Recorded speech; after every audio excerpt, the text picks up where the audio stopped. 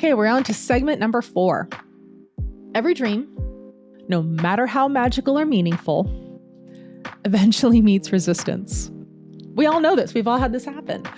So when we are lagging and having a hard time sticking with things, what can we do? So number 1 is remember why you started. So when resistance shows up, it's usually because you've lost your connection to the why of what you're doing. So why does this goal matter to me? What will my life feel like? What will my life feel like when this is real? Take a moment each week to visualize that feeling. If your goal is fitness, imagine waking up with more energy or climbing a mountain or fitting into your favorite clothing or whatever. If it's peace, picture yourself breathing easier and enjoying life more. If it's financial freedom, imagine the relief of being able to say yes to what matters most, to not stressing about having enough money. Your why is your inner fuel, and reconnecting to it relights your fire. This is why I think it's so important for us to think about, visualize, or even you could do vision boards. Vision boards are great, of what your goal is, because it's something in front of you reminding you of what you're aiming to do. I regularly, so with Sunshine on Tap, my nonprofit that you're watching the channel of, so I'm doing a lot of this online content, but one of our big goals is also a garden and community center. And I regularly think of that garden. I walk through that garden. I look at people enjoying the tea shop.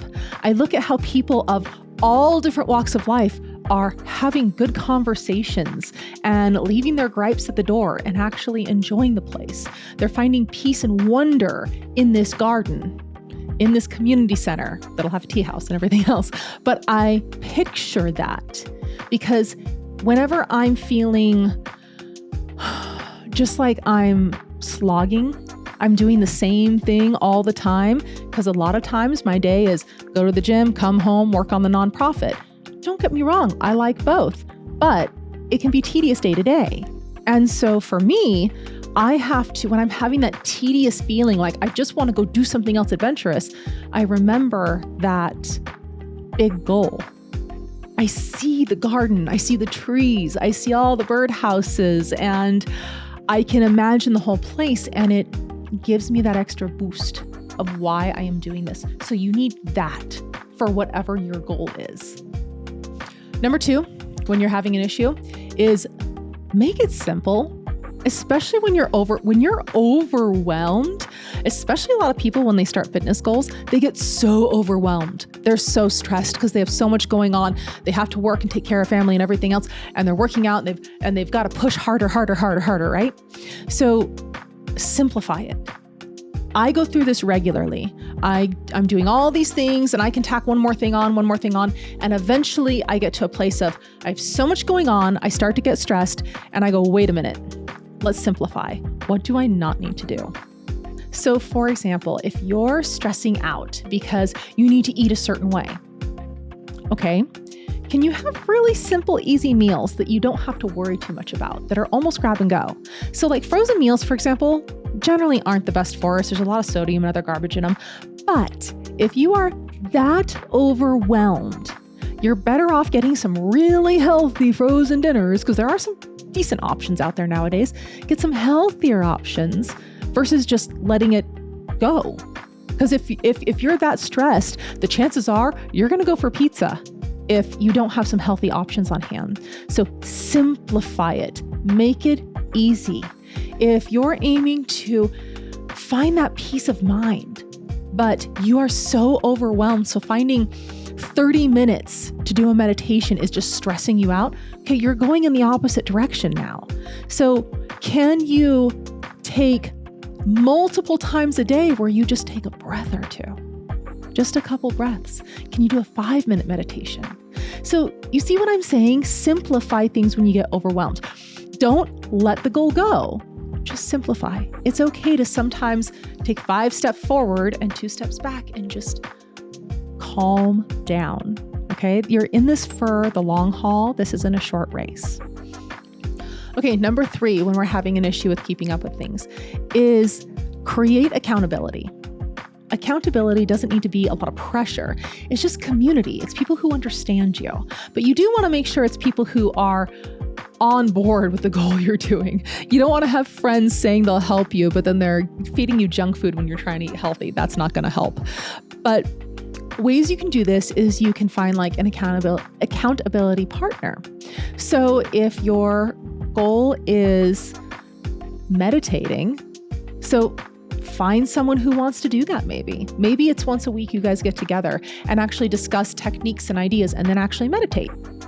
Maybe it's that you have a friend that you go to the gym with. That's a pretty common one. And it gets a lot of people to the gym when they would have stayed home. So that one actually does work very well.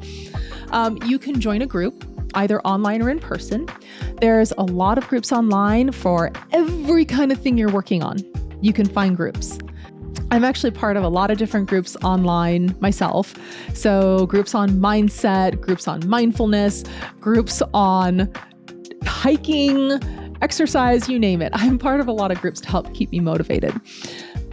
So that can be a good thing to get you going. And we talked about this one before, but I'll say it again, is to track your progress. I have a little app in my phone that every day I go down the list and I click whatever I actually accomplished.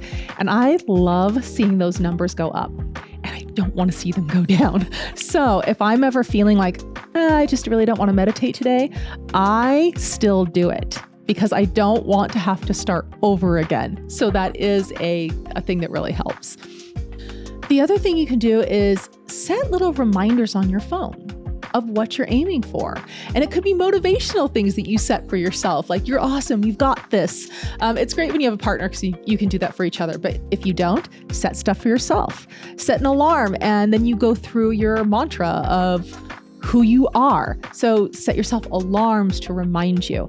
So I usually have a watch. It's broken right now, but I usually have a watch that goes off every hour. And it reminds me to focus on gratitude, to take a breath. Same principle. They are fantastic, they're cheap, and I don't use it for anything other than the fact that it has a vibrating alarm that goes off however often you want it to. I have it set for every hour for myself. So it's another good tool to use. Okay, and step 4, expect resistance and plan for it.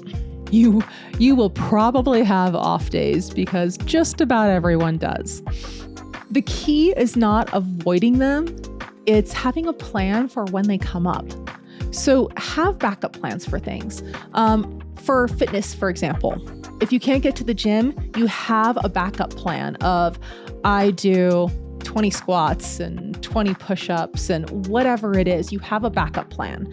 I do that at home. If I can't get to the gym, I have a treadmill, I have weights. I could do stuff at home if I cannot get out. So you have to have a backup plan. Also, you can pair your goal up with something you already do. So if you are working towards mindset, you can use your washing the dishes as mindfulness time to be fully present in the moment. If you are cleaning the house, you can be doing a mindful kind of meditation while you're sweeping. There's something very relaxing that could be relaxing about that. So use the things you're already doing. For example, also like brushing your teeth, you could be doing squats while you're brushing your teeth. So you're pairing something that you already have to do anyway, so you're not losing any extra time. See what I'm saying? Number 5 is revisit and adjust regularly. We talked about this already. Every month or so, or even weekly if you need to, whatever works for you, reflect on what's working and what's not. Ask what felt easy and joyful. Where am I forcing things? Is this goal still aligned with who I am becoming? So, for example, if you are someone who is, let's take the fitness thing because it's so easy. You have this mindset of you want to hike mountains, but you've never hiked before. And as you're doing it, you realize you really don't like it. But you know what? You really like yoga. So, okay, adjust it. If fitness is still your goal, don't worry about hiking the mountains if you don't like hiking the mountains. do the yoga, become awesome at yoga. If weight training is what you enjoy, do the weight training. Find a sport you like then. Don't be so forced on this thing that you aren't willing to adjust it, because you may succeed better by adjusting it to that thing you're enjoying more. So there you have it. There's a few things to keep you on track when you are feeling like giving up, no matter what your goal is. Let me know how those are working for you. And I hope this is helping you guys. I will talk to you soon. You have a great day. Bye.